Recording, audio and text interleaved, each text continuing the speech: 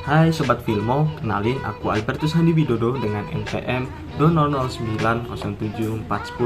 Nah, di sini aku bakal membahas film indie, advokasi, dan film dokumenter.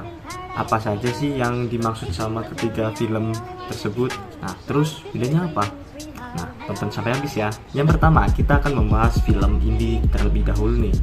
Sudah jelas dari katanya yaitu indie, yang berarti independen. Film ini tentunya digarap dan didistribusikan tanpa mengikuti kaidah perfilman yang telah baku.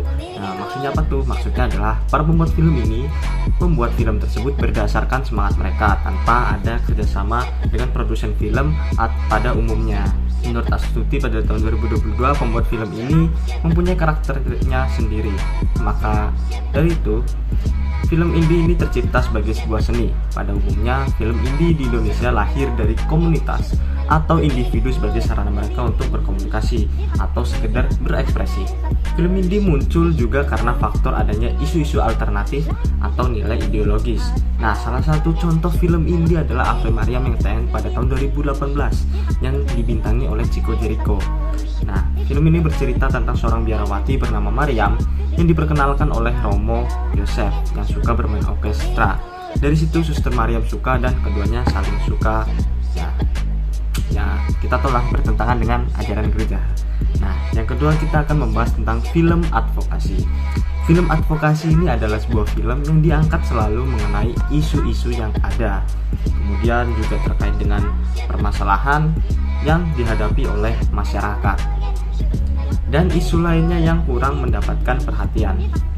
Jenis advokasi juga dibedakan menjadi dua, yaitu advokasi kasus dan advokasi kelas. Contoh dari film advokasi adalah film Sexy Killers yang tayang tahun 2019, garapan dari Dandi Dwi Laksono.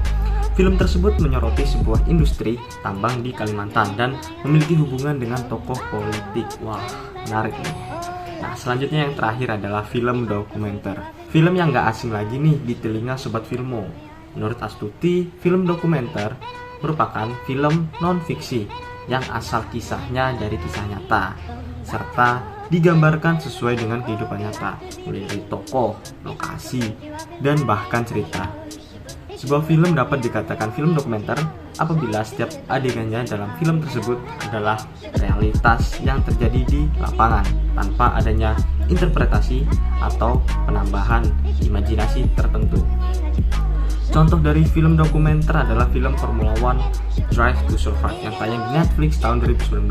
Film ini menceritakan para pembalap, manajer, serta tim prinsipal Formula One yang menjalani kehidupan yang penuh tekanan, baik dalam maupun di luar lintasan. Film ini masuk ke dalam film dokumenter karena setiap adegan atau alur cerita dalam film tersebut sesuai dengan apa yang terjadi di lapangan. Nah, contohnya adalah seperti momen ikonik dalam film tersebut pada GP Bahrain pada musim 2020. Salah satu pembalap dari tim khas yaitu Romain Grosjean hilang kendali dan menabrak pagar lintasan hingga mobil terbelah menjadi dua dan terbakar. Nasib baiknya adalah Grosjean selamat karena adanya perangkat keamanan halo.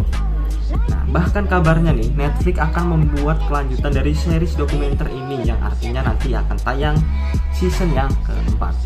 Demikian merupakan penjelasan dari ketiga film, yaitu film indie, film advokasi, dan film dokumenter. Semoga video ini membantu teman-teman untuk dapat memahami dari ketiga film tersebut ya. Nah, terima kasih sudah menonton dan sampai jumpa.